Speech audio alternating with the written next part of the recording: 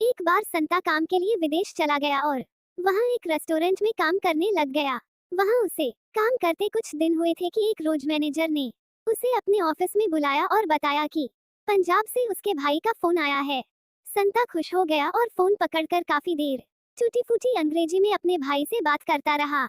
आखिरकार बात खत्म करने के बाद जब उसने फोन रखा तो मैनेजर ने उससे पूछा अपने भाई से अंग्रेजी में क्यों बात कर रहे थे, अपनी जुबान में बात क्यों नहीं की। संता बहुत ही हैरान होकर बोला, साहब जी अब मुझे क्या मालूम था कि आपका टेलीफोन पंजाबी भी बोलता है।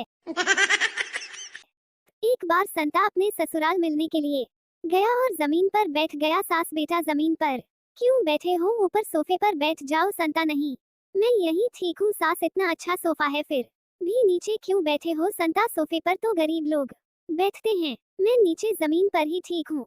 सास हैरानी से, गरीब लोग वो कैसे। संता सोफे की कीमत 25,000 रुपये और जमीन के प्लाट की कीमत 25 लाख रुपये। एक दरवाजे पर एक घंटी लगी हुई थी जिस पर लिखा था डॉक्टर के लिए घंटी बजाइए। आधी रात को संता शराब में टुन उधर से निकला। उसने घंटी देखी, फिर ऊपर लिखी लाइन पढ़ी और फिर घंटी बजाने लगा। थोड़ी देर बाद दरवाजा खुला और आंखें मलता हुआ एक आदमी बाहर निकला। संता ने पूछा, आप डॉक्टर हैं? डॉक्टर, हाँ। संता, ये घंटी आप खुद नहीं बजा सकते।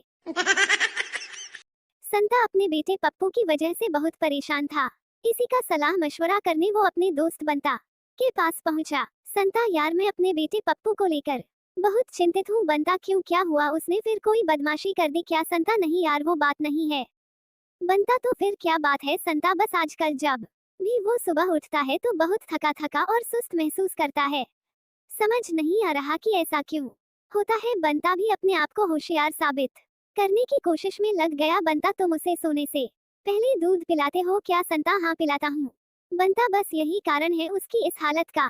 संता, मैं कुछ समझा नहीं, दूध के कारण ऐसा कैसे हो सकता है? बंता, जब तुम उसे रात को दूध पिलाते हो तो रात को सोते वक्त जब वो करवटें बदलता है तो दूध हिल हिल कर दही बन जाता है, फिर दही से मक्खन निकल आता है, मक्खन फैट में बदल जाता है और उस फैट से चीनी बन जाती है और फिर चीनी की शराब, जिससे नतीजा ये होता है कि जब वो सुबह सोकर उठता है तो वो शराब के नशे में होता है, जिस कारण वो थकात का और सुस्त महसूस करता है।